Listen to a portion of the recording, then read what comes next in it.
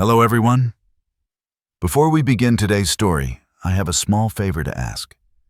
Please hit subscribe and turn on the notification bell so you never miss our channel's new videos. It is quick, free, and the best way to support us in bringing you more dramatic stories. Your support means the world to us. Where are you watching from? Drop your city or country in the comments below. Thank you very much. Now let us return to our main character. The laughter echoed through the marble hall before I even realized the joke was me. Rachel stood at the center of the long dining table, her diamond earrings glittering under the chandelier. "Oh, don't take him seriously," she said to her guests, swirling champagne in her glass. "My father-in-law still believes his old company made him some kind of genius. He's a delusional old man, bless his heart."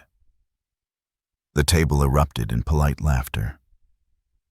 I looked around. My son Evan stared into his wine, pretending not to hear. My grandson Noah shifted uncomfortably beside him. Someone clinked a fork against crystal, trying to cut the tension. I smiled, a calm, steady smile that made Rachel frown. "See? He's doing that thing again," she added, pretending to be wise. The word pretending hit harder than the laughter. Outside, snow fell softly over Boston. Inside, my dignity froze beneath chandelier light. I just nodded, took a sip of water, and whispered, "We'll see who's delusional, Rachel." No one heard. But they would. The celebration continued as if nothing had happened. Waiters moved silently between the tables, filling glasses, clearing plates, pretending they hadn't heard a man's pride being stripped away in front of 30 guests. Rachel laughed too loudly at her mother's joke, her voice high and sharp like broken glass. Her parents beamed, the Ward family, Boston's self-proclaimed aristocrats, proud of their perfect daughter. I sat quietly at the edge of the table, listening to the hum of conversations about stock portfolios, vacation homes, and private schools. Every sentence sounded like a declaration of superiority.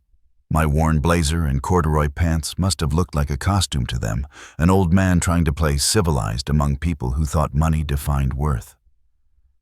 A man across from me asked, "So, Thomas, didn't you once work in—" "What was it? Mechanical something?" Rachel jumped in before I could answer. "Oh, he used to fix solar panels in his garage.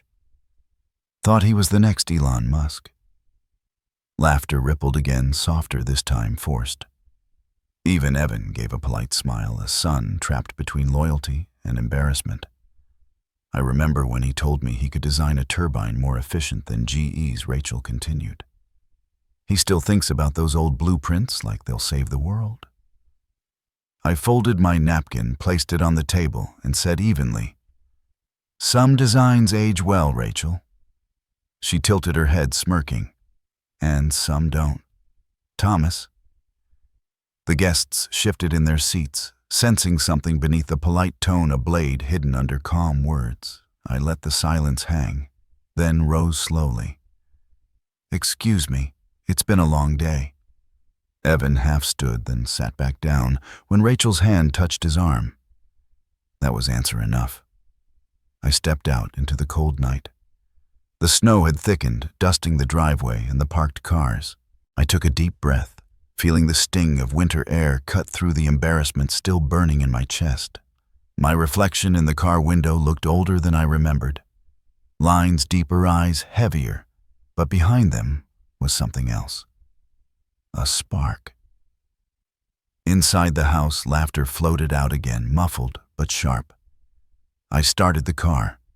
The headlights cut through the falling snow, illuminating the perfect white facade of the Ward mansion. Every column, every window screamed wealth and control. I'd built my life around substance, not show. They built theirs around image. Halfway down the drive, a voice stopped me. "Mr. Reed." It was one of the house staff, a young woman in a black uniform, cheeks flushed from the cold. "You might want to see something before you leave," she said quietly, glancing toward the side stairway. Curiosity overruled pride. I followed her through a service corridor until I reached a half-closed door on the second floor.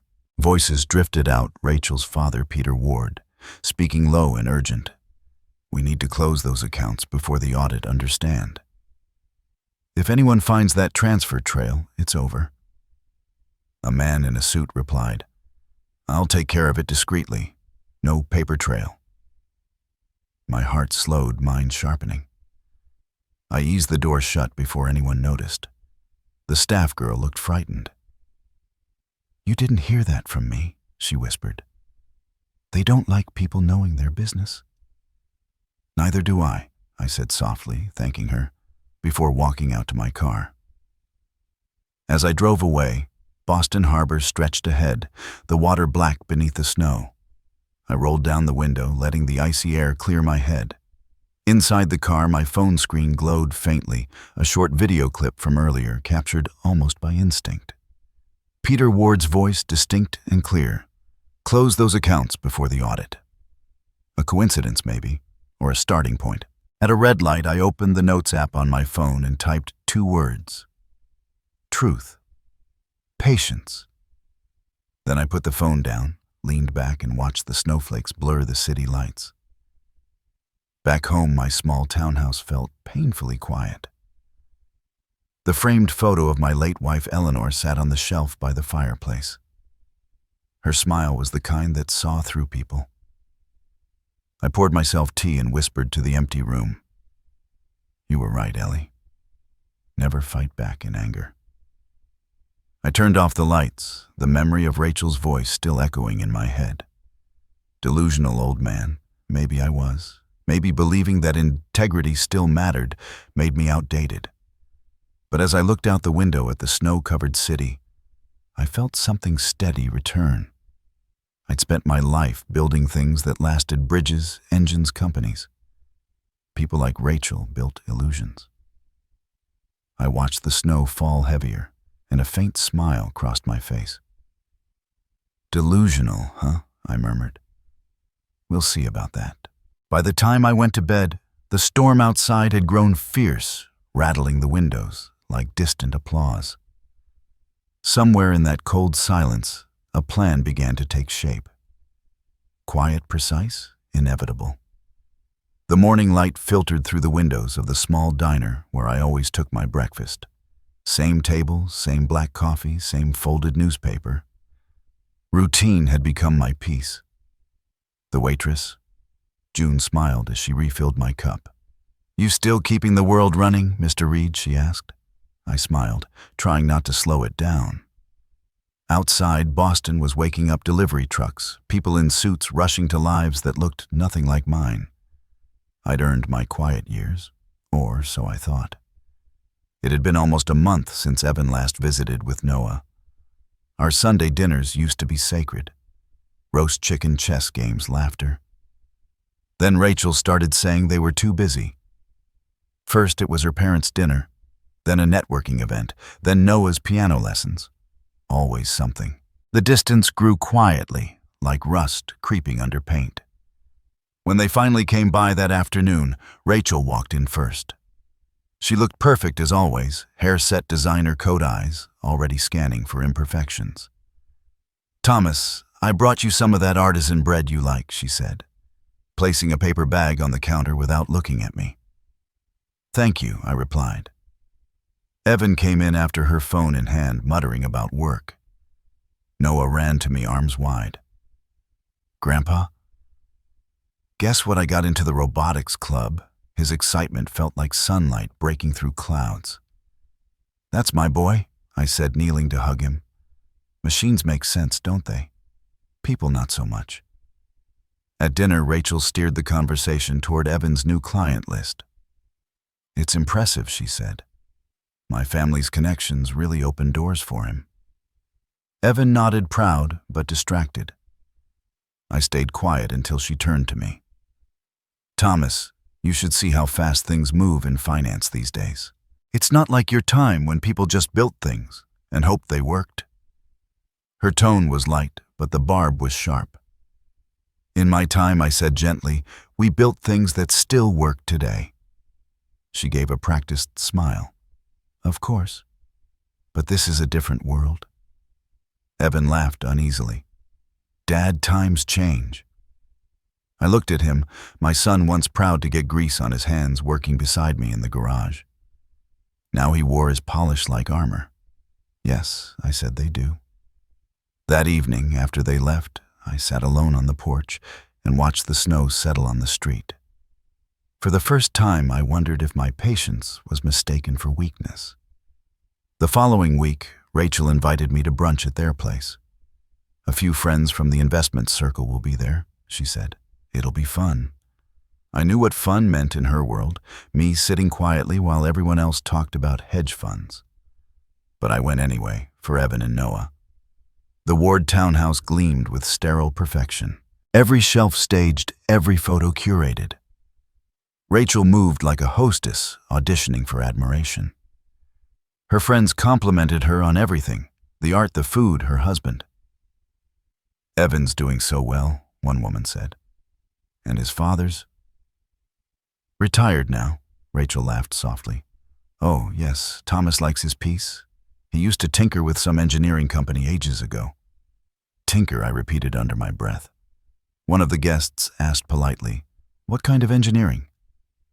Before I could answer, Rachel said, he fixed solar panels, right, Thomas? I designed them, I corrected. Different job. Her cheeks tightened. The conversation moved on, but something in her eyes said she'd remember that correction. Later, when I was leaving, she walked me to the door. You don't need to come to every event, you know. It's not really your kind of crowd. I smiled. Family's always my kind of crowd. She hesitated, then forced a laugh. You're funny. When I got home, I saw a message from Evan. Sorry, Dad. Rachel's just trying to make things easier. Hope you understand. I typed a long reply, then deleted it. I sent only, of course. A few days later, I met an old friend for coffee, Alan Brooks, one of the engineers who'd worked with me back when Reed Dynamics was still an idea on a napkin. You still pretending to be retired? He asked, grinning. Not pretending, I said. Just staying out of sight. You could buy half this city if you wanted. Alan said, why let them treat you like some old mechanic? I stirred my coffee slowly. Letting people underestimate you is the cheapest form of freedom. He chuckled. You never change. Before we left, he said quietly, NASA still uses your turbine design, you know. They call it the Reed core. Maybe tell your son that someday. Maybe, I said, when he's ready to listen. That evening, I went through some old files in my home office. Technical drawings, patent letters, shareholder reports. Proof of a life built on precision and patience. I kept them organized, not out of pride but habit. The past was a set of blueprints useful if the structure ever needed rebuilding. A few weeks later, Evan called. Dad, Rachel's parents are hosting a fundraiser for their foundation. It would mean a lot if you came. I thought I wasn't their kind of company, I said. He sighed. Please, just be polite. At the mansion, champagne flowed like water. Peter Ward, Rachel's father, greeted me with a politician's smile. Thomas, good to see you. I hear you used to build things. I still do, I said. Mostly patience. He didn't laugh. During the speeches, I wandered near the study. On the desk lay a folder labeled Ward Family Foundation. Financial Summary. The first page caught my eye, duplicated donor names, uneven figures, handwritten corrections. My engineer's brain saw patterns even accountants missed. Something was off. Rachel appeared beside me. Lost, just admiring the architecture, I said. She smiled tightly. You always were curious. Old habits, I said. When I left, I drove home through quiet streets lined with snow. In the rear-view mirror, the Ward mansion glowed like a stage set, bright, hollow, temporary. Back home, I poured a drink and stood by the window. The city shimmered in the distance, alive with people chasing success. I thought of Rachel's laughter, Evan's apology, Noah's innocence. The world had changed, yes, but some truths hadn't. Strength wasn't in shouting louder. It was in waiting, watching, and knowing when to move. I opened my notebook and wrote a single line under the date "Arrogance collapses faster than concrete when the foundation's hollow." Then I turned off the light. The snow kept falling, covering everything in quiet white, a perfect disguise for the storm beginning to form underneath. The dining room smelled of rosemary and wine. But beneath it lingered something colder: discomfort. Rachel's laughter rose above the chatter like a command. "Thomas, could you pass the bread?" "Oh, never mind, I'll get it." The loaf sat right in front of me. She reached across anyway, her diamond bracelet flashing under the chandelier, brushing my plate as though I weren't there. I smiled, letting the gesture pass. It was easier than reminding her I was still capable of using my hands. Across the table, her parents complimented Evan on his new investment partnership. "You've really found your stride," Peter Ward said. "Moving beyond humble beginnings." Rachel's mother sipped champagne and added, "It's inspiring how far one can go with the right influence." Evan nodded, his cheeks flushed. He didn't look at me. I focused on cutting my food, every slice precise, as if discipline could hide disappointment. When the plates were cleared, Rachel's friends began a conversation about property portfolios. I sat silently, a relic among investors. One woman turned to me politely. "And what do you do these days, Mr. Reed?" Before I could answer, Rachel said lightly, "Oh, he's retired now. Enjoying the simple life, right, Thomas?" "Simple's not always a bad thing," I replied. Her smile didn't falter. "Of course not. Some people thrive in simplicity." The tone said everything the words didn't. After lunch, I stepped out into the backyard where Noah was tossing a football alone. "You're missing dessert," I said. He shrugged. "Mom says I had enough sugar." He threw the ball again, catching it clumsily. "She says you don't understand how kids are raised now." I crouched beside him. Maybe she's right. Maybe I just remember how kids used to be raised outside, free, learning how things work. He grinned. "Can we fix the old robot next weekend?" "We'll see," I said. "Ask your mom." His face fell. We both knew what the answer would be. 2 weeks later, a message popped up on my phone from a neighbor. "Saw your family in the paper. Big garden party at the Wards. Looked fancy." I hadn't been invited. The article headline read, "Perfect family, perfect cause." I looked at the smiling photo: Evan, Rachel, her parents, and Noah in matching blue. My chair was empty. I decided not to call. But that Saturday, I found myself driving toward their mansion anyway. A small wrapped gift on the passenger seat, a model airplane Noah had helped me build months ago. When I arrived, music spilled through the open doors. A valet hesitated when I handed over my keys, unsure if my old sedan belonged there. I gave him a 20 and a smile. "She's cleaner than she looks." Inside, people in tailored suits filled the foyer. Rachel froze when she saw me. "Thomas," she said, voice tight, "we didn't expect you." "You invited family," I said, handing her the gift. "Thought I'd surprise you." Her smile was brittle. "How thoughtful." She waved down a waiter. "Get Mr. Reed a drink, please. Something simple." As I wandered the room, snippets of conversation floated around me: stocks, yachts, European schools. The words felt like currency in a language I no longer spoke. Still, I listened. I'd spent a lifetime understanding systems. This one was no different, just another machine powered by vanity. Near the patio, I caught sight of Peter Ward speaking sharply to Rachel. "You can't keep moving the funds forever. The audit's coming up." She hissed back, "Then fix it. And keep him." Her eyes flicked toward me, away from anything important. Peter followed her gaze, his face pale. "That old man. He's harmless." I pretended to admire a sculpture until they walked off. Harmless. The word sat in my chest like a seed. When I finally found Evan, he was deep in conversation with one of Rachel's investors. "Dad," he said, startled, "you made it?" "I did." I nodded at the guests. Impressive crowd. Rachel appeared at his side. "Evan, darling, can you introduce me to the board member from Brookline?" Then to me, softer, "Try not to wander, Thomas. It confuses the staff." I stared at her a moment longer than necessary. "Wouldn't want to cause confusion," I said quietly. By the time I left, the sky had darkened. The air smelled like cut grass and expensive wine. Rachel's laughter drifted through the windows, sharp and hollow. I walked to my car, the gift for Noah still tucked under my arm. I left it on their porch. A week later, I stopped by Evan's office. He looked surprised but smiled faintly. "Hey, Dad." "Everything okay?" I handed him a small box. Inside was an antique watch, his grandfather's. "It's yours now. Your turn to keep time." He hesitated.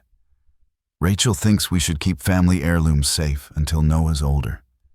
"Safe from what?" He looked down. "You know how she is." I nodded slowly. "I do." I took back the box and slipped it into my coat pocket. "When you're ready," I said, "you'll know where to find it." That night, as I walked home through the quiet streets, the city lights reflected on the wet pavement. Every window I passed showed families laughing, arguing, living. Mine had become a performance, scripted smiles, polished cruelty, no space for truth. I sat at my kitchen table, poured a glass of bourbon, and stared at the framed photo of my late wife. "You'd tell me to forgive them," I murmured. "But you'd also tell me not to let them turn me invisible." The next Sunday, I set 2 plates at my small table out of habit, one for me, one for the woman I still spoke to in memories. The clock ticked softly as I ate alone. Somewhere across town, they were probably raising glasses, laughing about business and image. I chewed slowly, tasting nothing. When I finished, I washed both plates, drying them until they gleamed. Old habits, old rituals. They kept the hand steady when the heart trembled. I looked at the empty chair opposite me and said, "They've forgotten what I built, Ellie. But I haven't forgotten how to build." The phone buzzed on the counter. It was Alan Brooks. "Tom," he said, voice low and excited. "Remember that foundation your daughter-in-law's family runs? The state just opened an audit. Missing funds, duplicate donors, the works. Is that so? Want me to send you the reports?" I looked out the window. The city glowed in gold and shadow. Somewhere in those towers, Rachel's world shone too bright to see the cracks. "Yes, Alan," I said finally. "Send them." When the call ended, I poured the last of my drink and raised it to the dark reflection in the glass. "They think silence means defeat," I whispered. "But silence is just the sound before truth speaks." The morning began the same way it always did. I ground the beans by hand, poured boiling water over them, and waited for the aroma to fill the small kitchen. Outside, the neighborhood was quiet, the kind of Boston calm that made you forget how fast the city could turn. I fed the neighbor's dog through the fence like I did every day, then walked into my office, a simple room with white walls and a wooden desk that could have belonged to any retired man. But behind the shelves, a hidden door led to another space, my real workspace. The hum of electronics filled the air as I stepped inside. Multiple monitors glowed softly, each showing different dashboards, contracts, patent renewals, defense correspondence. On one corner of the desk sat a bronze nameplate, Thomas Reed, founder, Reed Energy Systems, LLC. I'd never stopped working. I'd only stopped being seen. I sat down, reviewing a file marked Confidential Department of Defense Procurement. Our turbine division had just completed another phase of testing. The engineers called it Project Helios. It was a direct descendant of the designs I'd drawn in my garage 30 years ago. I smiled faintly. Delusional old man, Rachel had called me. Maybe she was right. Maybe delusional men built better worlds because they believed in things others couldn't see. At 7:30, I drove out of the city toward the industrial park in Quincy, where Reed Energy Systems operated. The building was discreet, painted in muted gray steel with no flashy signage. The kind of place people passed every day without realizing billions of dollars worth of innovation lived behind its walls. When I pulled in, the guard nodded. "Morning, Mr. Reed. Morning, Dale. How's your daughter doing? Graduating this spring. Full scholarship. Thanks again for that recommendation letter." I smiled. She earned it. Inside, the factory floor buzzed with quiet precision. Engineers in blue uniforms moved between solar arrays testing high-capacity energy modules. A faint smell of metal and ozone hung in the air, the scent of things that lasted. Patricia Hale, my CFO, walked toward me with a tablet in hand. "Quarterly numbers are solid," she said. "Government contracts renewed and the European partnership came through." "Good. Keep reserves high. Markets are tightening." She hesitated. "And about that other matter, the Ward Foundation audit?" I glanced at her. "Go on. They're in deep trouble, Tom. Fraudulent donations, shell companies, even offshore transfers. It's bigger than I thought." "You sure you want to get involved?" "I'm already involved," I said. "They made it personal." Patricia studied me for a long second, then nodded. "Understood." We walked through the plant, passing new engineers adjusting calibration sensors. "Most people have no idea what we do here," I said quietly. "That's how you like it," she replied. "Exactly." In my office upstairs, I called up a folder labeled Reed Holdings Network. Dozens of subsidiary companies appeared, each tied back to me through layered trusts. I'd designed this structure years ago, not to hide wealth, but to keep power silent. When people couldn't see where control came from, they couldn't corrupt it. A photograph on my desk caught my attention. Me and Evan standing beside the first prototype turbine grease on our faces, grinning like fools. "You used to be proud of dirty hands," I murmured. "Now you're ashamed of them." Patricia returned with Alan Brooks, my old friend and engineer turned consultant. He carried a folder thick with papers. "Audit reports," he said, handing them over. "The Ward Foundation's been moving donor money through fake consulting firms." "Look familiar?" I flipped through the documents, scanning columns of figures, names of shell entities, transfers routed through Harrison and Wells Investments. My jaw tightened. "That's Evan's firm." Alan nodded grimly. "Looks like Rachel used his credentials to legitimize the transfers." "Whether he knew or not, he's implicated," Patricia said softly. "You could leak this to the press. It would destroy them overnight." "No," I said. "Truth doesn't need gossip. It needs clarity." I laid the papers neatly on the table, aligning their edges. "We'll move carefully." Alan leaned back. "You're going to teach them a lesson, aren't you?" "Not a lesson," I said. "A correction." That afternoon, I walked the floor again. A young technician stopped me. "Mr. Reed, we're testing the new hybrid cells. Want to see?" I nodded. The unit hummed to life, soft and steady. "Good work," I said. "Never rush stability. A system that fails quietly is still a failure." The words weren't just about machines. Later, as the sun dipped over the horizon, I sat in my office watching the amber light spread across the factory floor. Every bolt, every panel, every sound was mine. Built, not inherited. Earned, not borrowed. The Wards measured worth in reputation. I measured it in reliability. That night at home, I opened a drawer filled with old photographs. Evan at 10 sitting in the garage, covered in oil, holding a wrench twice his size.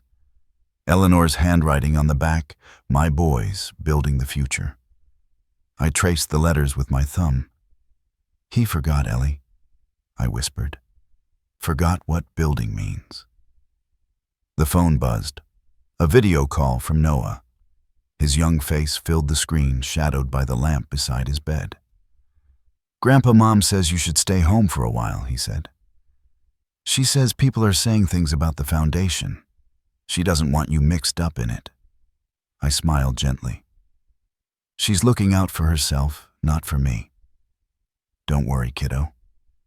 Grown-up problems have a way of fixing themselves when the truth comes out. He frowned. You always say that. Does it really work? It always has, I said. After we hung up, I returned to my desk. Patricia had emailed the compiled dossier every transaction, every fraudulent account, every digital footprint tying the wards to their fake charities. It was irrefutable. I opened one more folder: correspondence with the State Attorney's Financial Crimes Division. The message box blinked. I began typing. To financial crimes at state.gov, subject information regarding financial misconduct. Ward Foundation. Body, to whom it may concern. Please find attached documentation concerning significant discrepancies in charitable fund reporting and unlawful transfers linked to the Ward Family Foundation. Details enclosed. I paused, fingers hovering over the keyboard, then added a final line. Submitted by Thomas Reed, Energy Systems, LLC. I hit send. The room was silent, except for the ticking of the old pocket watch on my desk, the same one I'd tried to give Evan. I picked it up and wound it carefully. Each click echoed in the quiet, steady, and certain. Time has always been the best engineer, I said softly. It fixes everything, even mistakes made in silence. Outside, the city lights shimmered against the dark water. Somewhere across town, the wards were celebrating another illusion of success. They didn't know it yet, but the foundation they'd built on lies was already cracking. And I didn't need to lift a finger. The truth was already working for me. The morning broke with the sound of shouting. Rachel woke to her mother's voice echoing through the marble halls. Peter, it's on the news.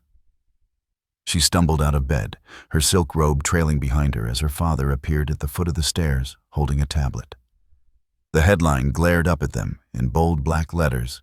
State Attorney opens investigation into Ward Family Foundation. Rachel's stomach dropped. Her mother's hands shook. How could this happen? Quiet, Peter snapped. Don't let the staff hear. Evan entered the foyer, still in his work clothes, confusion on his face. What's going on? Rachel forced a calm tone. Just some accounting confusion. Nothing serious. Her father's glare silenced her. Don't talk. Don't make statements. Not to the press, not to your husband, not to anyone. Outside, cameras were already setting up along the gates. The Ward mansion had never looked more like a cage. Across town, Thomas watched the same headline on his small kitchen television. The news anchor's voice was brisk. The Ward Foundation, a major Boston philanthropy, faces scrutiny over alleged misuse of charitable funds. He stirred sugar into his coffee unbothered. The neighbor's dog barked in the distance. When the report ended, he turned off the TV and muttered, "So it begins." By noon, the house was chaos. Rachel's mother paced the living room, clutching her pearls. "They're vultures, all of them," she cried. "Jealous competitors." Peter barked orders into his phone, summoning lawyers, publicists, damage control specialists. Rachel stood in the corner, trembling. "You said no one would trace it," she hissed at her father. "I said not to draw attention," he shot back. "Hosting galas, showing off your jewelry. Did you think that wouldn't bring eyes?" Evan watched from the doorway, his expression tightening. "What are you two talking about?" "Nothing," Rachel said quickly. "Work stress. Work stress doesn't bring reporters to our front lawn," he said. "Tell me the truth." Her eyes flickered toward Peter. "It's fine," she said softly. "It'll pass." But he wasn't convinced. He walked out before she could stop him. At Reed Energy Systems, Patricia met Thomas in the conference room with a folder in hand. "The Attorney General's office confirmed receipt of your files," she said. "They've initiated a formal review." You may get called as a witness if they dig deeper. Thomas nodded, reading through her notes. Keep my name off everything unless they demand it. The truth doesn't need a face. Patricia hesitated. They'll find Evan's firm listed on several transactions. I know, he said quietly, and Rachel will use that. She frowned. To save herself. To bury him. That evening, the Ward mansion was cloaked in tension.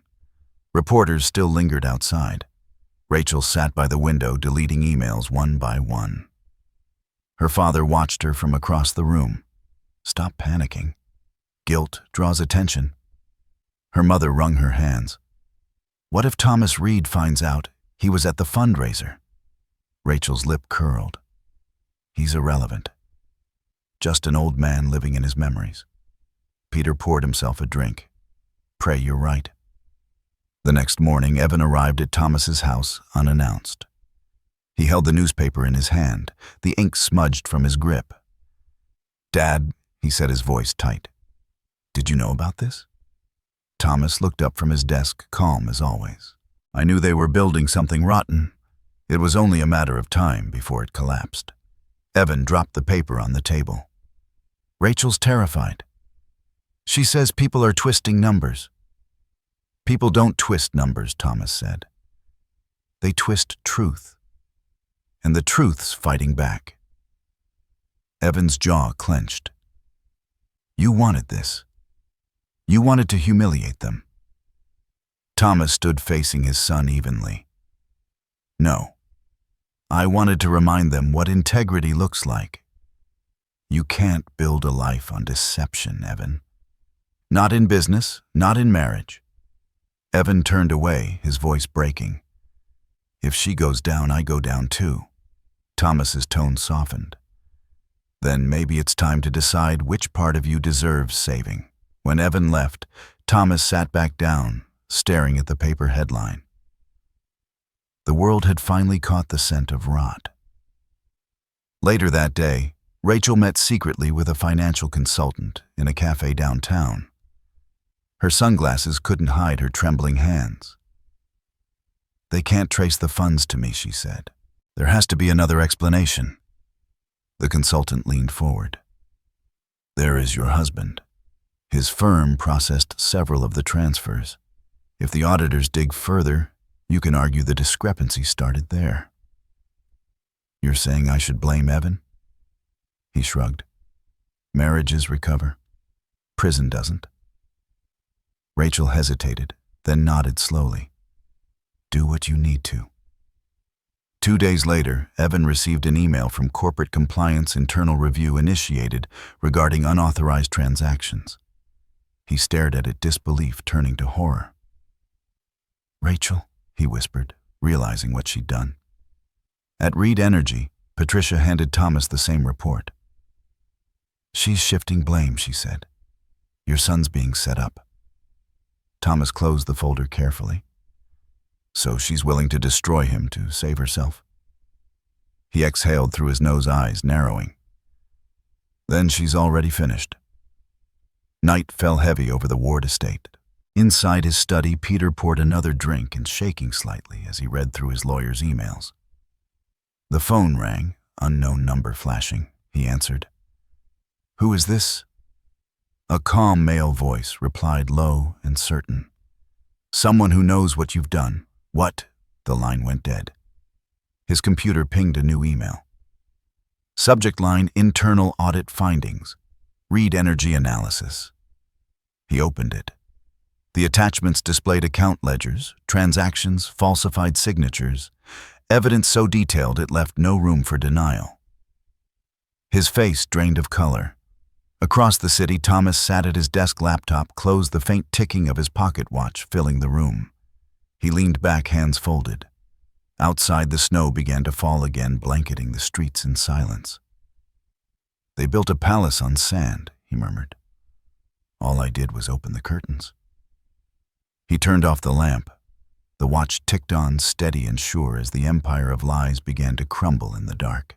The snow along the Ward estate had turned gray, trampled by news vans and police boots. Reporters huddled at the gate's microphones raised, shouting questions that vanished into the cold. Inside, Rachel sat motionless on the couch, her mother weeping quietly beside her while her father barked into a phone. "Freeze the accounts. They can't do that.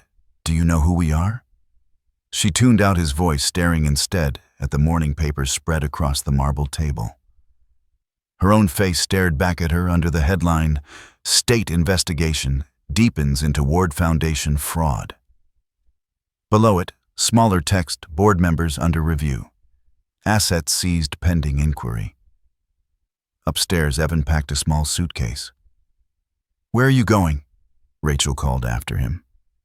"To work," he said flatly. "They suspended me, but I'm going to clear my name. You can't leave me like this."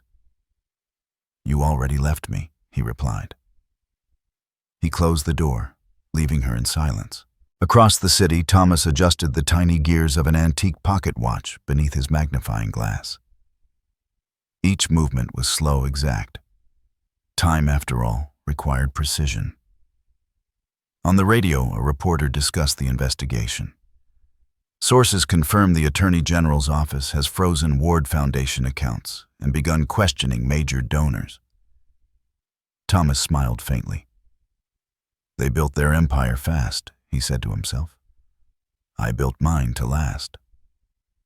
At noon, his phone buzzed. "Evan." "Dad, she did it. She blamed me. My firm called. There's an internal review over the transfers. She used my credentials." Thomas's hand tightened around the phone. "You have proof. She deleted everything. I don't even know what she sent them." "Then stop defending her," Thomas said quietly. "Stop being collateral in someone else's lie." That afternoon, Patricia arrived at Reed Energy Systems carrying a stack of reports. "It's official," she said. "The Ward Foundation is being dismantled piece by piece. The state attorney requested additional data from us. They think you can help trace the consulting shell companies." Thomas signed the release forms. "Give them everything. No redactions." "Are you sure?" she asked. "This could draw attention to you." He nodded. "Truth doesn't hide. It just waits." As Patricia left Thomas's lawyer, Gerald Price stepped into the office. "You've stirred up a hurricane, Tom. They'll come after you once they realize you were the one who tipped off the investigators." Thomas poured him a glass of water. "Then I'll remind them that every hurricane starts from pressure. They created their own." "You could destroy them completely," Gerald said. "File for damages, buy out what's left of their companies." Thomas shook his head. "Destruction isn't justice. Balance is." That evening, Rachel appeared on national television, sitting stiffly beside her lawyer. Her hair was perfect, her voice trembling just enough to seem sincere. "My family has dedicated our lives to helping others," she said. "We've been targeted by malicious forces trying to ruin our reputation.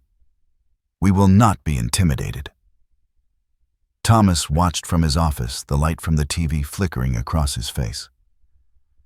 When the reporter asked if she had any comment on the audit, Rachel smiled faintly. "Every number will be accounted for. Every rumor will be silenced." He turned off the TV. "Theatrics don't erase ledgers," he murmured. The next day, Patricia entered with a grin. Her interview backfired. The networks fact-checked her statements live. Viewers noticed contradictions, social media's tearing her apart. Thomas didn't smile. Truth works fastest when it's quiet. By midweek, new footage aired on every channel, Peter Ward being escorted from his mansion by 2 officers. His wrists glinted with steel cuffs. Rachel screamed behind them, "He's innocent!" Her mother fainted on the steps. Evan arrived just in time to see the chaos. Noah clung to his leg, crying. "Dad, what's happening?" He crouched to meet his son's eyes. "We're going home." Rachel turned face streaked with tears. "Don't take him from me." Evan's voice was calm but hollow. "You already did." As they drove away, camera flashes followed them like lightning. That night, Thomas stood by his window watching snow drift against the glass. Patricia joined him, holding a folder. The Ward assets will go into liquidation, she said. Their board members are resigning, and Evan, he's been cleared. His firm reinstated him this morning. Thomas exhaled slowly. Then the system worked for once. You could step forward now, she said gently. Take credit for helping expose them. The public would respect it. He shook his head. Respect doesn't need applause. On his desk, the repaired pocket watch ticked softly. Its hands moved perfectly, again synchronized, precise. He picked it up, wound it once, and set it down beside a cup of cooling tea. They mistook silence for weakness, he said. But silence was just a blueprint for justice, measured, not shouted. Patricia smiled faintly. What now? He looked out over the city where the Ward mansion's lights still flickered faintly through the storm. Now we see what people are made of when the noise fades. Down in the streets, a news van pulled away from the estate, its headlights cutting through the snow. The cameras had captured everything, the downfall of a dynasty, the humiliation of the woman who once laughed at an old man. Thomas turned off the light in his office, leaving only the faint ticking of the watch. Each second echoed steady and sure, counting down not to revenge, but to resolution. The chandeliers sparkled, but the light felt colder than usual. Waiters moved quietly through the half-empty ballroom, setting champagne flutes on tables where only a few guests had bothered to appear. Outside, the press waited beyond the gates of the Ward mansion, hungry for the next piece of scandal. Inside, Rachel stood before the mirror, adjusting her necklace with trembling fingers. Perception is reality, she whispered. And tonight they'll see who I really am. Her reflection didn't answer. The woman staring back looked flawless, but hollow. Behind her, her mother's voice wavered. Rachel, maybe we should cancel. Rachel turned sharply. Cancel. That would make us look guilty. We're not guilty. We're surviving. In the driveway, luxury cars arrived, one by one, fewer than expected. The grand, perfect family gala that once drew Boston's elite now felt like a ghost gathering. The laughter was forced, the smiles rehearsed. Thomas Reed arrived unannounced, wearing a simple black suit. No entourage, no fanfare. Just quiet steps echoing against marble. Conversations paused when he entered. People glanced his way, recognizing something familiar, but not knowing why. Rachel froze mid-sentence when she saw him. Mr. Reed, she said, her voice sharp and bright. How kind of you to come. He smiled politely. You said it was family only. The words landed like a bell toll. Evan stood at the bar glass, untouched, watching his father cross the room. Noah sat near the stage, tugging at his too-tight collar, looking small in a room built for pride. Rachel turned toward the crowd, her mask reforming instantly. Everyone, this is my father-in-law, Thomas Reed. He's retired now, but he's full of opinions. We love him for it. Thomas nodded once. Opinions are easy when you've lived long enough to see them tested. A ripple of laughter spread, polite and nervous. Rachel forced a smile that didn't reach her eyes. The band began to play a soft jazz tune as she walked onto the stage. Thank you all for coming, she began, voice steady but strained. Despite recent challenges, our family remains committed to the values of honesty and service that define the Ward Foundation. Her words echoed through the hall, but no one clapped. Guests shifted in their seats. Even her friends looked down at their phones, pretending to check messages.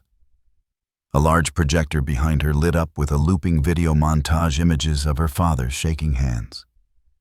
Charity events, bright smiles, banners, reading integrity, legacy, family. The crowd clapped mechanically. Then mid-sentence, the video glitched. The screen flickered once, twice, then changed. The cheerful music cut off. In its place appeared black text on a white background, Ward Foundation Internal Transactions, 2019-2023. The next slide showed bank statements, signed approvals, and transfer dates. Then photos, Peter Ward, in handcuffs Rachel at luxury boutiques, her signature beside six-figure withdrawals labeled consulting. Gasps filled the room. Someone whispered, "Is this real?" Rachel froze, staring at the screen as her own voice echoed from hidden audio clips. "He's a delusional old man. He thinks fixing things makes him important." Laughter followed on the recording, her laughter cruel and unmistakable. Every guest turned toward her. Evan's face went white. Noah's eyes widened in confusion. "Turn it off," Rachel screamed. "That's not part of the program." The technician hesitated. In the back of the room, Patricia Hale stood near the control panel, calm and unmoving. The footage continued. A final document appeared, State Attorney's Office. Criminal charges filed. Ward Foundation. The official seal glowed blue on the massive screen. Rachel staggered backward, grabbing the podium for balance. "Who did this?" she shouted. "Who's responsible?" Thomas stepped forward, his voice calm, deliberate. "The truth did." The crowd fell silent. All eyes turned to him. "You set me up," Rachel spat. "You wanted to destroy us." Thomas shook his head slowly. "No, Rachel. You destroyed yourself. You mistook arrogance for strength and deceit for strategy. All I did was stop pretending not to see it." She tried to laugh, but it cracked. "You're nothing." A bitter old man. He raised his hand, gently silencing her. "You mocked me for being old, for being simple, for wearing work boots instead of polished shoes. But you forgot something. Foundations matter. And yours was never built to last." The murmurs swelled into a storm. Guests exchanged looks. Some quietly slipped out. A journalist raised his phone, recording everything.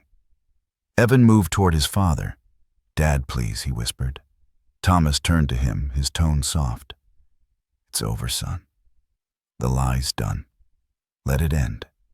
Rachel sank into a chair, tears streaking down her face, mascara bleeding like ink. Around her, her empire crumbled one glance at a time. Someone in the crowd whispered, "He owns Reed Energy Systems, doesn't he?" Another replied, "That's the man who funded half the city's defense contracts." Realization spread like wildfire. The old man she'd ridiculed wasn't a relic, he was power itself disguised as humility. Reporters rushed out to make calls. Cameras flashed. The perfect family gala had become the night Boston would never forget. Rachel's mother fainted. Her father's lawyer slipped quietly toward the exit. Evan took Noah by the hand and led him outside. Rachel screamed after them, "Don't you dare walk away from me." Evan stopped at the door. "You walked away a long time ago." She collapsed in sobs, her voice lost in the hum of chaos. Thomas walked toward her, slow, steady. He stopped beside the fallen podium. "I never wanted this," he said quietly. "But you wanted perfection more than truth. And perfection doesn't exist." She looked up at him, trembling. "You've ruined me." "No," he said. "You ruined yourself. I just built the mirror." He turned and left the ballroom as cameras continued to flash. Outside, snow fell again, soft and soundless. Patricia waited by the car. "You planned this timing perfectly," she said. "Timing isn't planning," he replied. "It's listening. The truth knows when to speak." As the car pulled away, the mansion glowed faintly behind them, its windows reflecting fractured light. Inside, the laughter that once filled it had turned to silence. The news voice played faintly on the radio. The Ward family scandal reached its breaking point tonight as new evidence surfaced during their public gala. Sources report the exposure came from an anonymous insider. Thomas looked out the window at the dark city skyline, his reflection calm in the glass. "Anonymous," he murmured. "That's how truth prefers to travel." The car turned the corner, the mansion disappearing behind falling snow. The night that was meant to restore perfection had instead revealed everything imperfect about them, and nothing could hide from the light anymore. The house was silent, except for the sound of boxes being taped shut. The flowers from last night's gala had begun to wilt, their perfume souring in the cold morning air. Noah sat at the top of the staircase, knees drawn to his chest, listening to the muffled sobs behind his mother's locked door. Downstairs, the front door opened and closed, again and again, movers carrying out furniture, reporters calling questions that no one answered. Evan stood by the window, staring at the flashing cameras beyond the gate. "We're leaving," he said finally. "Pack what you need, Noah. We're staying with Grandpa for a while." Noah didn't ask why. He just looked at his father's tired face and nodded. When they pulled into Thomas's driveway an hour later, the older man was already waiting on the porch. He didn't smile, but his eyes were kind. "Long trip?" he asked. Evan nodded. "Too long." Thomas stepped aside, letting them in. The warmth of the house wrapped around them like a different world. Quiet, safe, smelling faintly of cedar and coffee. Noah looked around at the simple furniture, the photographs of people who actually smiled. That night, the three of them ate in silence. After dinner, Noah broke it first. "Mom's crying a lot," he said softly. "Did you make her cry?" Thomas set his fork down. "No, son, I told the truth. Sometimes truth makes people cry for a while, but lies make them cry forever." Evan looked away, jaw tight. Later, when Noah had gone to bed, he lingered by the window, staring out into the snow. "You really believe that?" he asked. Thomas poured 2 cups of tea. "Belief doesn't matter. Results do."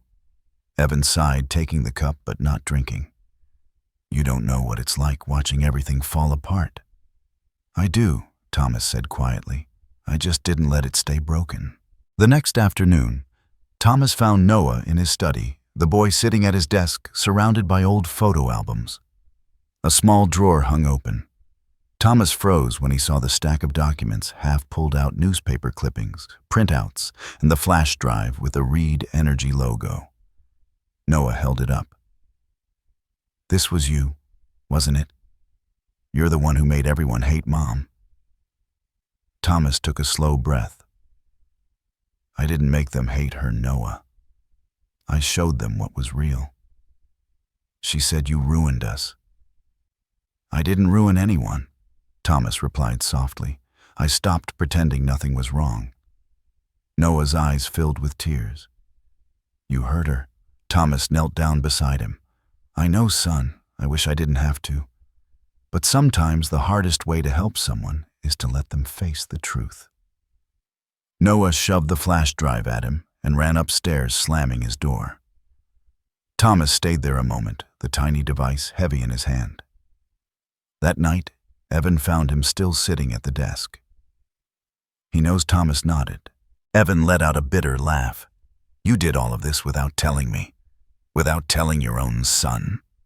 Thomas looked up. "Would you have stopped me?" Evan hesitated. "Maybe. Or maybe I'd have just watched again. Like I always did." Thomas's gaze softened. "You knew she was lying. I wanted to believe she wasn't." Evan said, voice cracking. "I kept thinking if I worked harder, if I made enough money, she'd stop caring about appearances. I thought peace meant avoiding fights."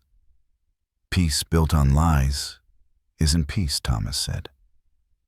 "It's silence before collapse." Evan sank into a chair, rubbing his eyes. "You sound just like Mom used to. That's because she was right," Thomas said.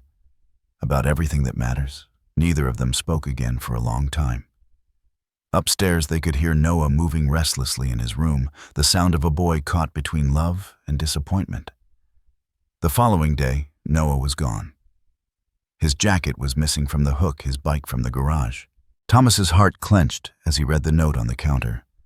"Don't come looking for me. I just need to think."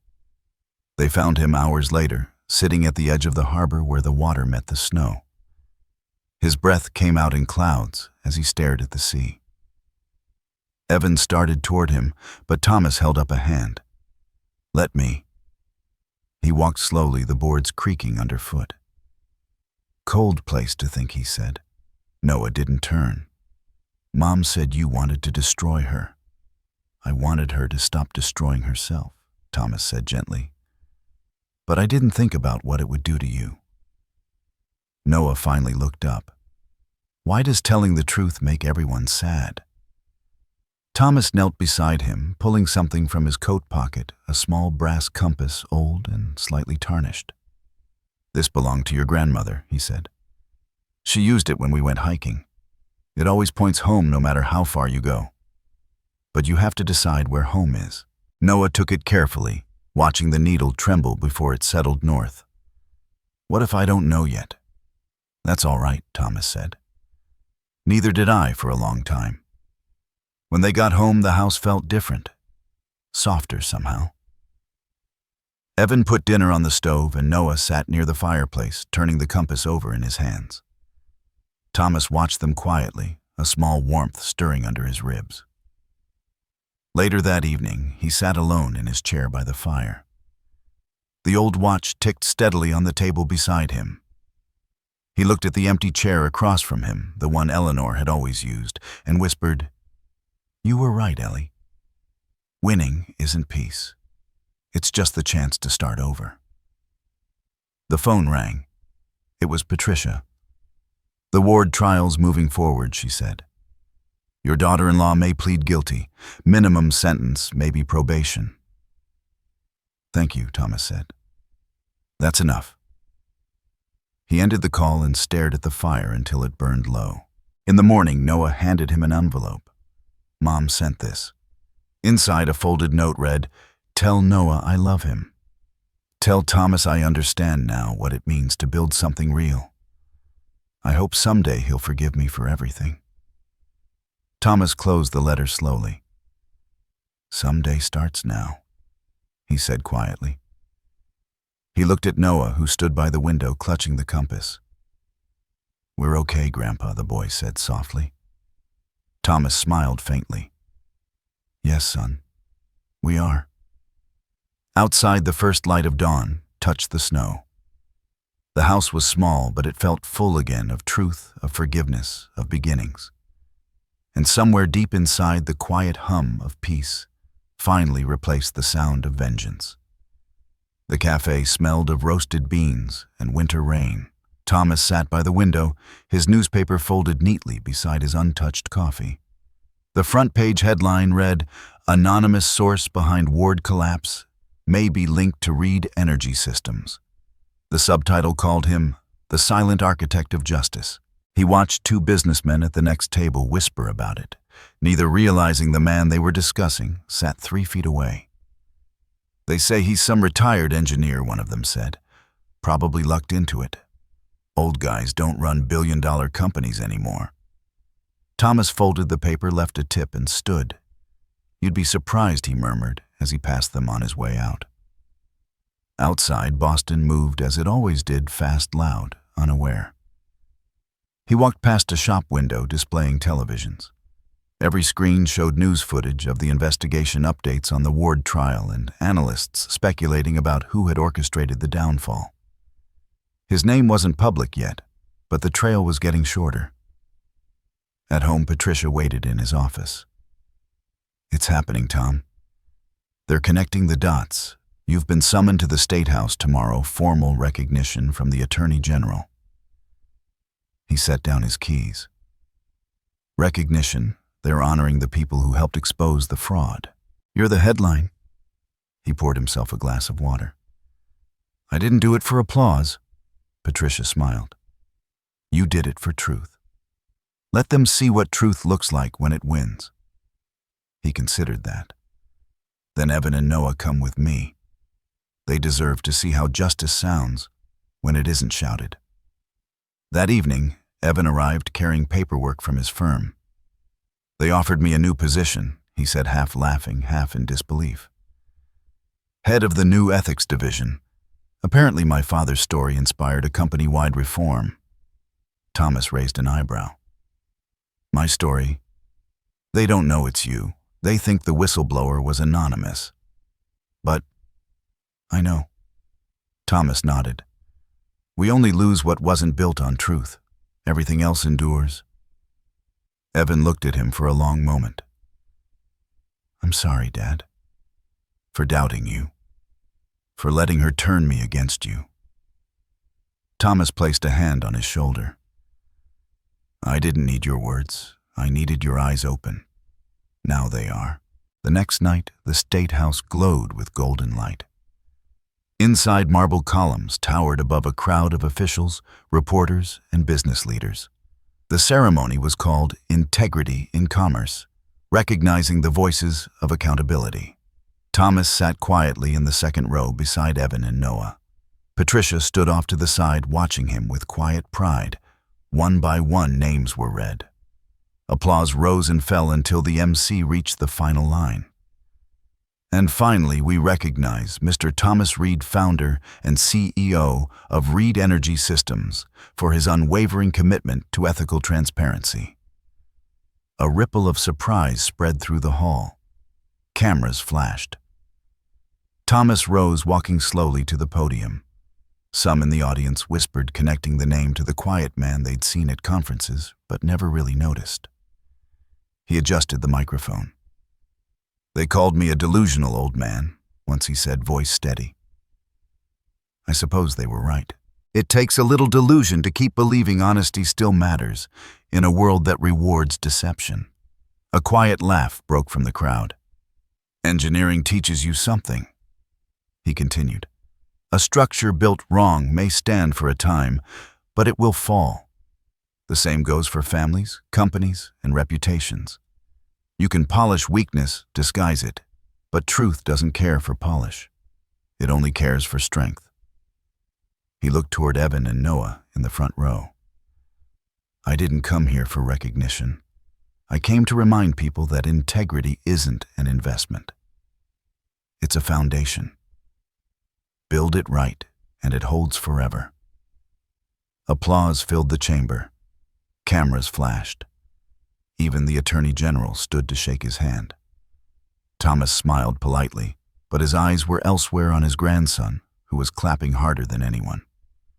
When the ceremony ended, reporters swarmed, shouting questions. Thomas declined them all. As he turned to leave, he noticed a woman standing near the exit, thin, pale, dressed in gray. Her eyes followed him with a quiet intensity. Rachel. They hadn't spoken since the gala. She approached slowly, the sound of her heels echoing on marble. I didn't come for forgiveness, she said. Her voice trembled but didn't break. I just wanted to see what truth looks like when it wins. Thomas studied her for a long moment. Truth doesn't win or lose, Rachel. It just waits for people to stop lying. She gave a small, tired smile. Noah's lucky. He'll grow up knowing what that means. He nodded once. You still have time to learn it too. She looked down. Maybe. But some lessons don't belong to us until they hurt. She turned to go, disappearing into the crowd. Thomas didn't follow. For the first time, he felt no anger, no satisfaction, just release. The next morning, the headline was, Everywhere Thomas Reed, the billionaire who exposed the Ward Foundation. Editorials called him the silent architect of justice. Talk shows debated his motives. Some called him a hero, others a hypocrite. Thomas read none of it. Instead, he drafted a letter announcing the creation of the Eleanor Reed Foundation for Ethical Engineering, dedicated to teaching young innovators the value of integrity in science and business. When Patricia read the announcement, she smiled. You turned revenge into reform. Thomas looked out the window at the skyline bathed in winter sunlight. That's what Eleanor would have done. Later that evening, he walked to the harbor with Noah. The water shimmered under the fading light, rippling gold and gray. Noah held up the compass his grandfather had given him. It still points north. Thomas smiled. That's all it ever needed to do. The boy looked up. Are you famous now? maybe Thomas said. But fame fades. Character doesn't. They stood in silence, watching a ship glide across the horizon. The city behind them hummed with the noise of a world still chasing headlines, still missing the quiet truth that had changed everything. Thomas placed a hand on his grandson's shoulder. Remember this, Noah? Truth doesn't shout, it builds. And when it's finished, it stands. The last of the sun slipped below the waterline and the waves glowed for a moment before settling into calm. The truth had spoken. The lies were gone. And for the first time in years, the world around them felt steady again, built on something that would last. The morning sun painted Boston in shades of gold and steel. Thomas walked through the streets, the city that once ignored him, now nodding in silent recognition. At a newsstand, his own face stared back at him from the front page. Thomas Reed, the man who chose integrity over silence. He folded the paper without reading it. The attention meant nothing. It was the work behind it that mattered. A construction crew nearby paused when he passed. One of the younger workers called out, "You showed him, Mr. Reed?" Thomas smiled faintly, raising a hand in thanks. But as he turned the corner, he noticed an older man struggling to lift a steel beam alone. Without thinking, Thomas stepped forward, gripped the other end, and helped guide it into place. The man blinked in surprise. "You didn't have to." "Sure I did," Thomas said. "Some work's worth doing no matter who's watching." The man nodded slowly.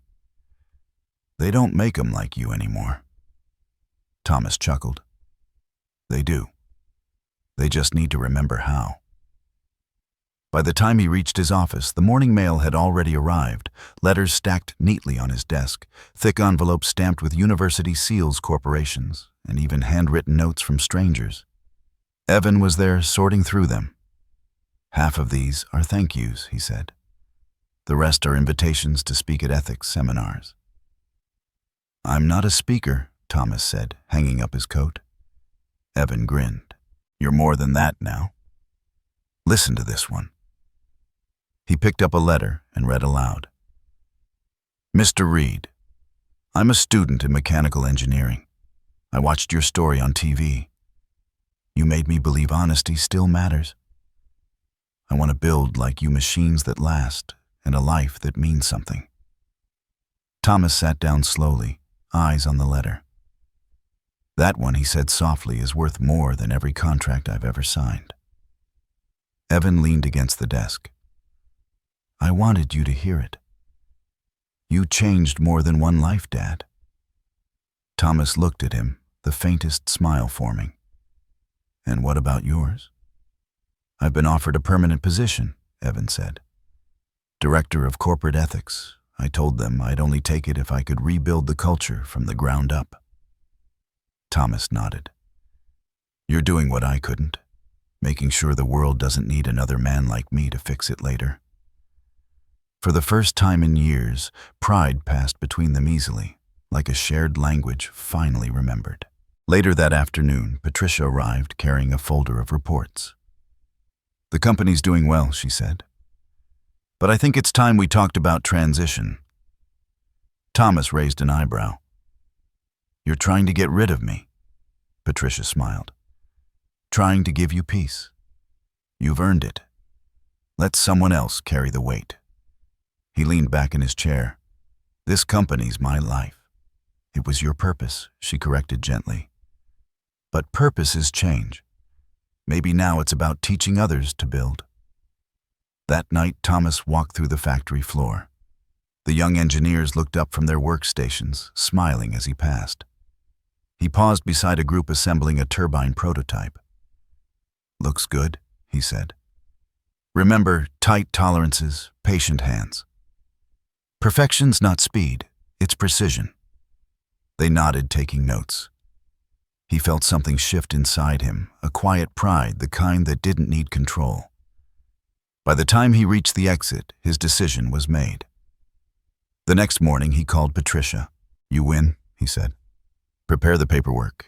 I'll step down as CEO. She hesitated. Are you sure?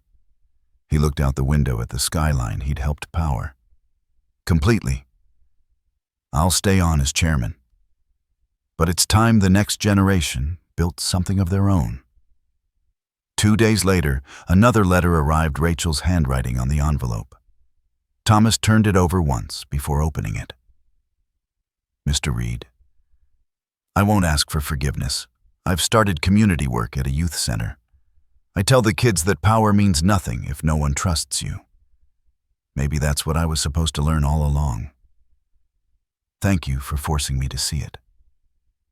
Rachel. Thomas read it twice, then folded it and placed it beside the photograph of Eleanor on his desk. Maybe she'll find her north too, he murmured. That evening, Noah sat cross-legged on the living room floor, working on a small wooden plane.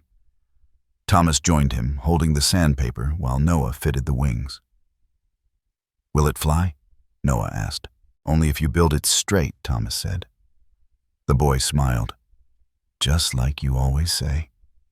When the glue dried, Noah launched the plane across the room. It glided in a smooth, perfect arc before landing on the couch. He laughed and clapped his hands. Evan stood in the doorway, watching with quiet joy. Grandpa Noah said suddenly, "Will people still remember you when I'm grown up?" Thomas smiled. If I've done this right, they won't have to. They'll remember what I taught instead. That night, Thomas sat by the fireplace with a small glass of bourbon. The old pocket watch ticked on the mantel, steady as ever. Across from him sat Eleanor's empty chair. He stared at it for a long while before whispering, "You were right, Ellie. Winning isn't peace. It's the chance to start again." He imagined her voice soft and teasing. "You've done enough, Tom. Let it rest." He smiled. "I'm trying." His eyes drifted to the framed photo of their first workshop. The two of them standing beside the earliest Reed prototype, grease-stained and laughing. Every machine since then had been built from that same love of craft, that same belief that good work was sacred. The next morning, he walked Noah to school. The sidewalks were wet from rain, the air crisp with early spring. As they reached the crosswalk, a stranger stopped and said, "Hey, aren't you Thomas Reed, the man who took down the wards?" Thomas chuckled. "No," he said. "I'm just the man who taught my grandson how to tell the truth." The stranger grinned. "Well, that's a better story anyway." Thomas and Noah crossed the street. The boy tugged his hand. "Grandpa, what's legacy?" Thomas looked up at the morning sun breaking through the clouds. "It's what stays standing after everything else fades." As they walked on, the city stirred awake around them, trains rumbling horns, honking people rushing to new beginnings. For the first time in a long while, Thomas felt light, unburdened. Justice had passed. The noise had quieted. And what remained was the steady rhythm of a life built right, the kind of foundation that didn't need applause to endure. Snow fell thick and slow over Boston, soft enough to make the world feel quieter than it was. Thomas sat by the window, a blanket across his lap, the morning light pale on the letters spread before him. Each envelope bore a university seal or a child's handwriting. One read, "Thank you, Mr. Reed. Because of your scholarship, I can study engineering." Another simply said, "You made my dad proud to tell the truth." He folded the last letter, carefully sliding it back into the pile. His chest ached as he leaned back in the chair, but he ignored it. The clock on the mantel ticked in steady rhythm, the sound of time behaving exactly as it should.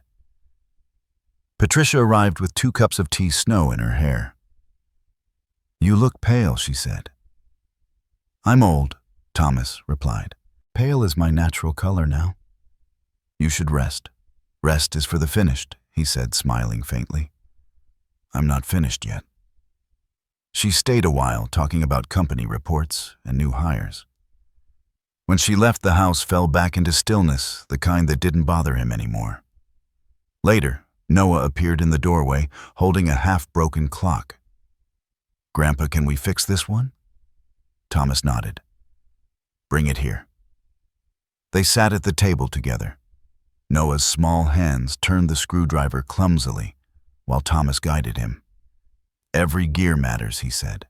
"Even the smallest one. Take one out and the whole thing stops." "Like people?" Noah asked. "Like families," Thomas said. "Everyone keeps something moving. Sometimes we don't see how important the small ones are until they're gone." Noah nodded solemnly, returning to the gears. The clock ticked again, an hour later, perfectly aligned. Thomas smiled at the sound. That evening, Evan arrived with groceries and a tired smile. "You shouldn't be doing repairs," he said. "You look worse than last week." Thomas poured him tea and sat across from him. "Sit down, son. Let's talk." They sat by the fire, the warmth filling the space between them. "You've done enough," Evan said. "Let someone else lead the company. You've earned a rest." Thomas sipped his tea. "I led because no one else would. Now someone will. You." Evan shook his head. "I'm not you." "Good," Thomas said quietly. "You'll be better." They sat in silence, listening to the fire crackle. It was the kind of silence that said more than words. A father and son who had finally stopped keeping score. 2 days later, Rachel came. Snow clung to her coat as she stood on the porch, nervous and small. Thomas opened the door without surprise. "Come in," he said. She hesitated. "Just for a minute." Noah ran into the hallway and froze when he saw her. She knelt and opened a small wooden box. Inside was a compass worn polished and carefully restored. "I made this during my work program," she said softly. "For when you get lost." Noah took it carefully. "Grandpa gave you one like this," he said. Rachel nodded. "Yes.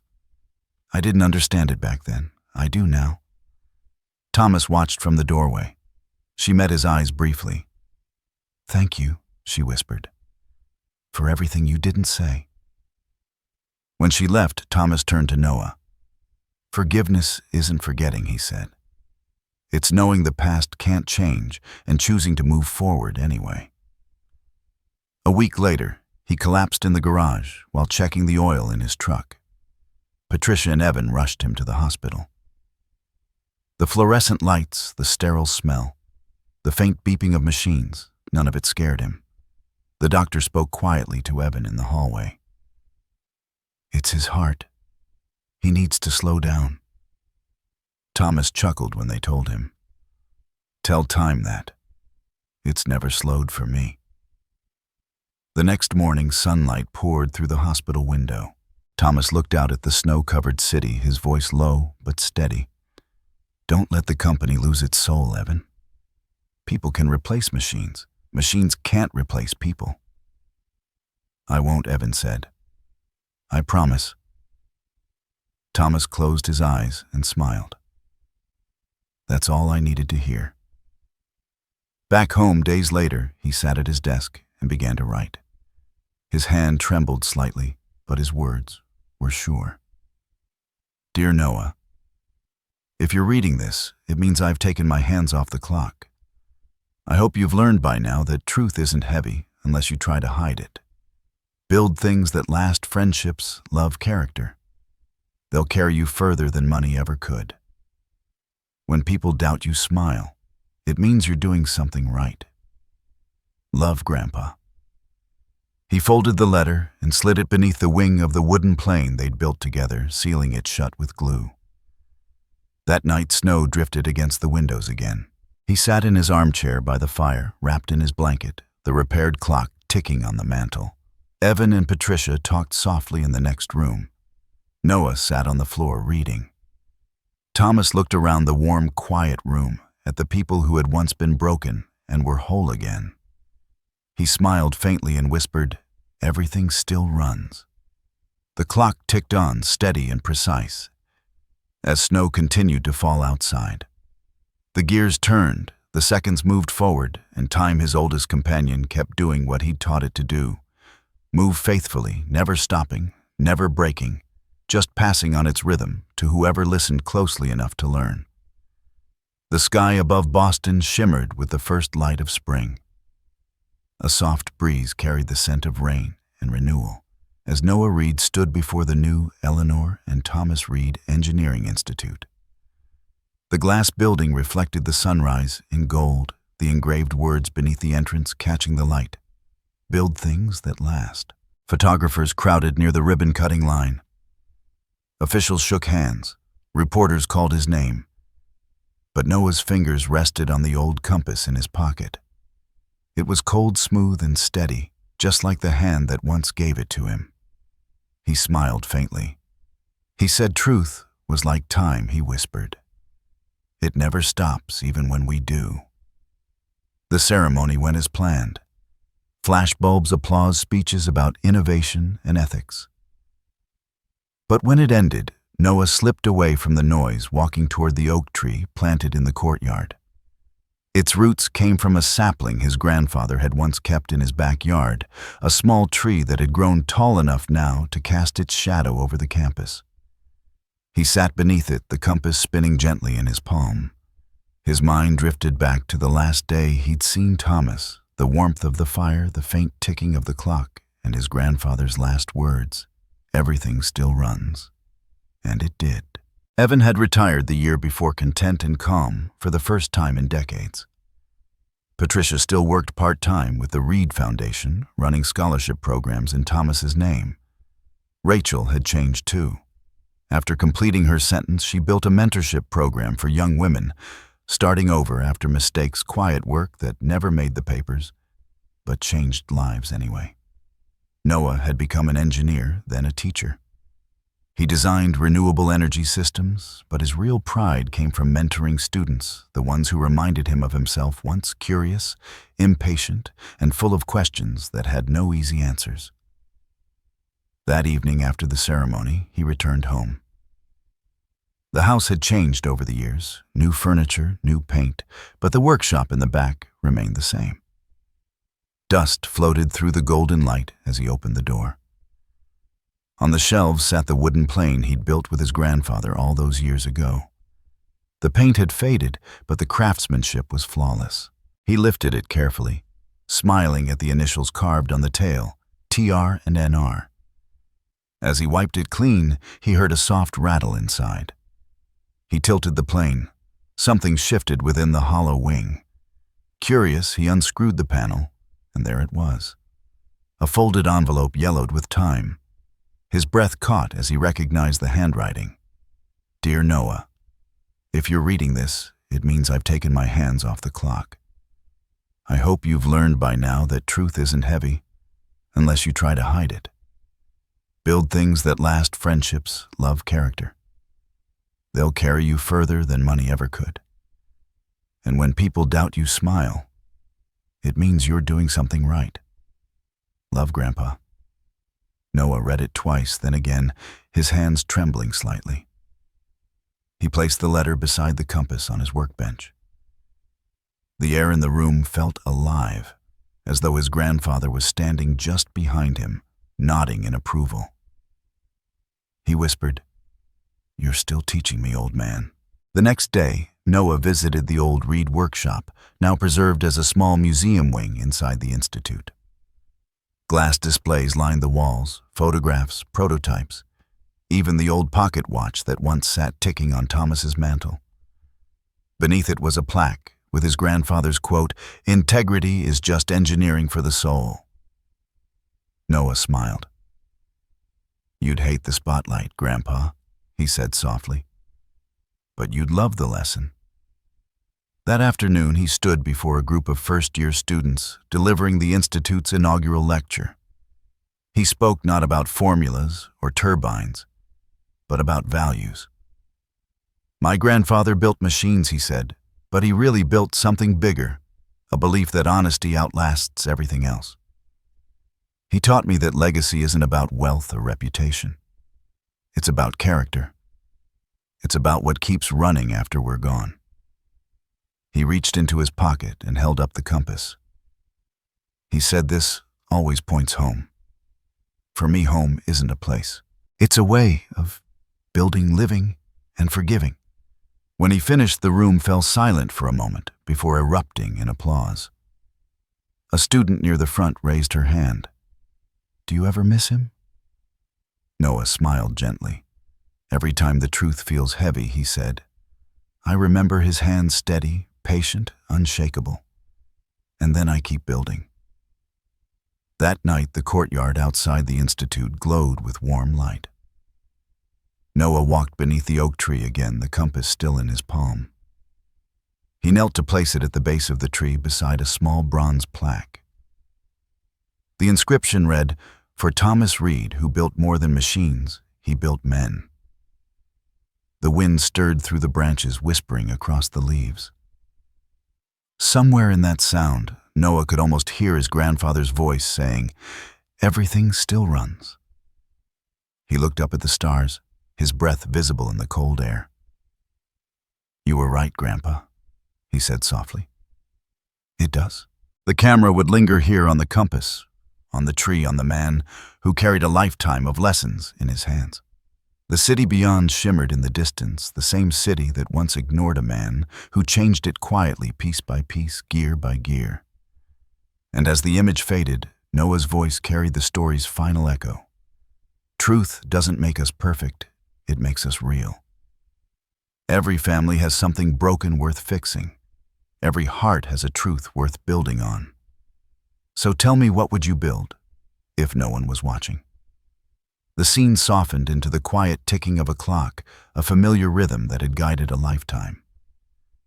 Then, a final warm voiceover, natural and inviting. If Thomas Reed's story moved you tonight, don't forget to stay with us for more stories like his stories of strength, redemption, and legacy. Leave a comment, share your truth, and subscribe to join this journey.